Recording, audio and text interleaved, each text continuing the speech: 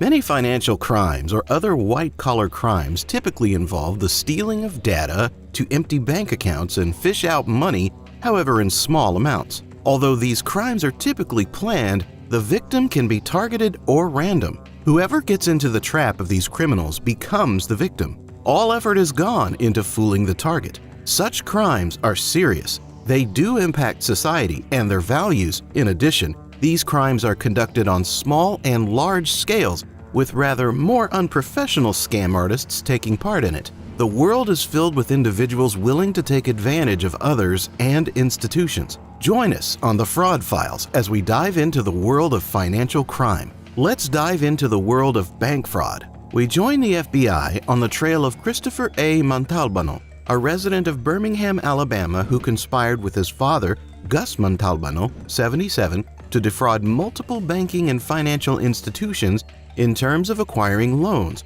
In this video, we will be looking at how the duo managed to conduct such a crime and how they gained from it. So watch this video till the end in order to get the full details about the father and son who committed bank fraud. Don't forget to hit the subscribe button to become part of our channel and click the bell icon to stay tuned. Without further ado, let's begin. Christopher A. Montalbano, a citizen in the United States, successfully scammed and acquired a huge amount of loans from over 140 banking institutions in multiple states, including Alabama. He provided false documents and fraudulent information through shell corporations, which managed to satisfy the banking requirements as he applied for the loan against his personal name under these shell companies. His preparations to fool the bank were adequate and accurate, as he made a website to further facilitate his fraud by posting fake photographs of work being done on sites by his company. All this false supporting information acted as proof of the fake validity of Montalbano's application.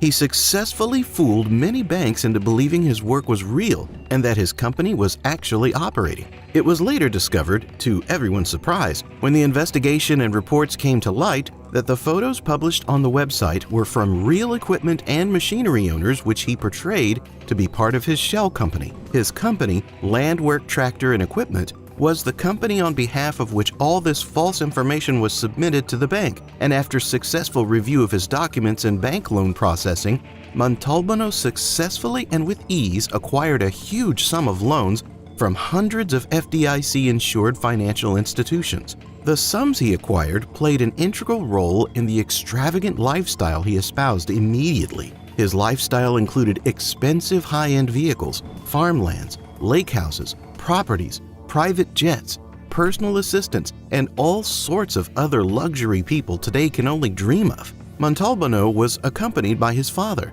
the 77-year-old man who benefited from all this. It is of no doubt that a great deal of planning and backup information was required for the success of this scam that they pulled off with pinpoint accuracy. They went on to lengths so dangerous that they were playing with fire. His luxurious life was certainly exemplary. However, not for long. Little did he know was that sooner or later, justice would strike him and compel him to stand in the courts and be accountable for his wrongdoings. Finally, justice was served, and accountability reared its face when, in November 2021, he was charged with providing fraudulent information to financial institutions insured by Federal Deposit Insurance Company, FDIC, in order to acquire loans. Legal proceedings were initiated by several agencies and the victims themselves against Chris Montalbano and his father Gus Montalbano. As mentioned earlier, fraudulent information was submitted by them for their company's fake operations,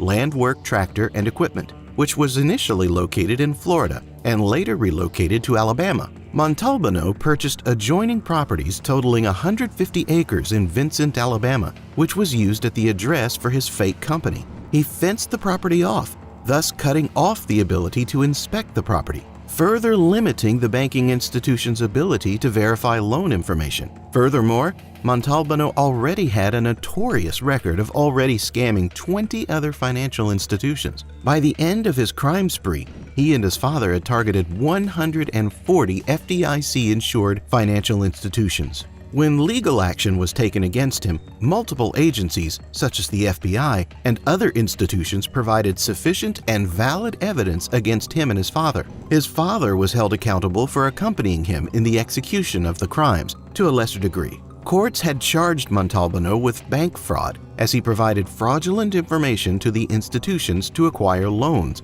He was later sentenced to 180 months of prison, along with a fine imposed of roughly $11 million. 180 months might seem little, but Chris Montalbano will be spending the next 15 years in prison. By the time Chris Montalbano is released from prison, he will be 53 years old, trying to start a life with felonies tied to him. One can only hope he has learned his lesson. A further consequence of his actions revolves around his father, who is already 77. He might not even be alive in the next 15 years. Chris has wasted valuable time with his family and his father. The father and son duo committed some very wrong deeds. According to officials, the victims have incurred multi-million-dollar losses, causing major setbacks. The loss isn't just a loss to the victim, but considering it's a bank, all the public and other companies associated with the particular bank would suffer too, considering the bank is under serious trouble for this loss. More than likely, the financial institutions have insurance,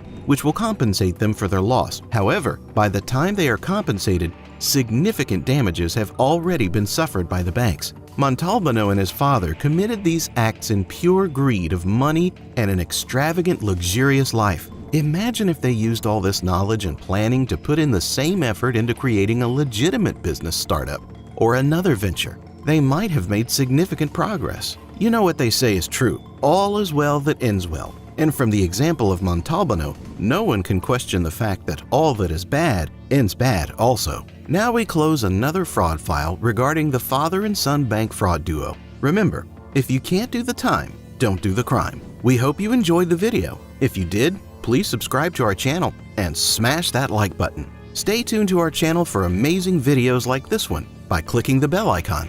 And don't forget to share your thoughts in the comments section below about this event. We'll see you in another fraud file soon.